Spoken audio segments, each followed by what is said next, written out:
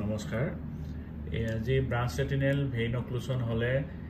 এজন পেশেন্টৰ ৰেটিনাত কি অসুবিধা দেখা পাব পাৰো সেই সম্পৰ্কে কিছু কথা ক'বলৈ ওলাইছো এজন পেশেন্টৰ এটো লেফট আই এটো অপটিক নাৰ্ভ এইকেইটা ব্লাড ভেসেল এই ব্লাড ভেসেলৰ ইয়াতে আৰ্টাৰি আৰু ভেইন দুইটাই আছে এই ব্লাড ভেসেল বিলাক নৰমাল আছে আৰু এটো মেকুলাৰ এৰিয়া এটো হেলদি হৈ আছে কিন্তু আমাৰ এটো ৰাইট চকুটোৰ এটো অপটিক নাৰ্ভ আৰু এই ব্লাড ভেসেল বিলাক এটো ব্লাড ভেসেল ফাটি পেনে ইয়াতে ব্লাড ওলাইছে এইবিলাক ডট ব্লড হিমোৰেজ ফ্লেম সেপেট হিমোৰেজ আৰু এটো কটনল স্পট এই ব্লাড ভেসেলটো ফাটি যোৱাৰ ফলত এই লোৱাৰ সেগমেন্টৰ গুটেইখিনি ব্লাড স্পট হৈ গৈছে আৰু ইয়াৰ মেকুলাৰ এৰিয়াটো ইনভলভ হৈ গৈছে ব্লাড স্পট বিলাক বেছি দিন থাকিলে এই সেল বিলাক লাহে লাহে মৰি যায় সেইকাৰণে ভিজনটো কমি যাব পাৰে এতিয়া যদি আমি ওসিটি কৰো তেতিয়া হলে ওসিটিত দেখা পাম যে এটো হৈছে নৰমাল ৰেটিনাৰ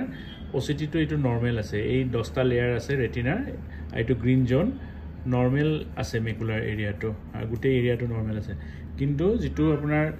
ব্ৰাঞ্চ ৰেটিনেল ভেইন অক্লুশন আছে এই ব্ৰাঞ্চ ৰেটিনেল ভেইন অক্লুশনৰ এই লেয়াৰ ইয়াৰে এই 10টা লেয়াৰ যেতিয়া আমি ওসিটি কৰি চাইছো তেতিয়া ইয়াতে এটো জায়গা ফুলি আছে এই ফুলি থাকি ইয়াৰে মাজত এটো স্পেস কিছুমান আছে যত ব্লাড জমা হৈ আছে বুজিছে আৰু ইয়াতে আমি মেকুলাৰ এৰিয়াটো ফুলি আছে নৰমালি এটো 200 to 300 মাইক্ৰনৰ ভিতৰত থাকে নৰমালি আৰু ইয়াত এটো 400 600 700 লৈকে এটো ফুলি গৈছে গতিকে আমি ইয়াৰে ট্ৰিটমেন্ট কৰিবলৈ হলে প্ৰথম কথা ব্লাড প্ৰেছাৰ আৰু ব্লাড সুগাৰ কন্ট্ৰোল কৰিব লাগিব তাৰ পিছত আমি চকুত এটা ইন্ট্ৰাভিট্ৰিয়েল ইনজেকশন দিব লাগিব ইন্ট্ৰাভিট্ৰিয়েল ইনজেকশনটো বিভিন্ন ধৰণৰ আছে ডিপেন্ড কৰে মানুহজনে কোনটো এফৰ্ড কৰিব পাৰে তাৰ ওপৰত ভিত্তি কৰি আমি ইন্ট্ৰাভিট্ৰিয়েল ইনজেকশন দিও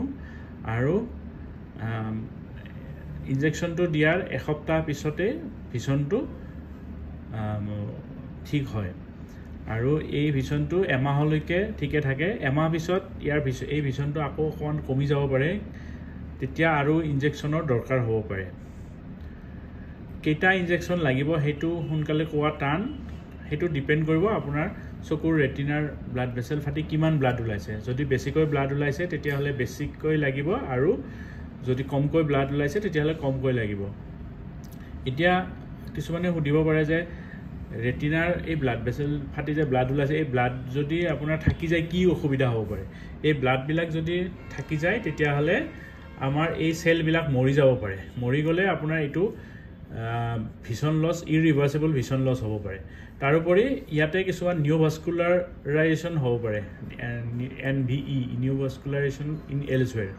এটো হলে কি হ'ব এই নিউভাস্কুলাৰ বিলাক বিৰাট ফ্ৰাইবল হয় আৰু সেইবিলাক ফাটি গলে ইয়াতে ব্লাড জমা হ'ব হৈ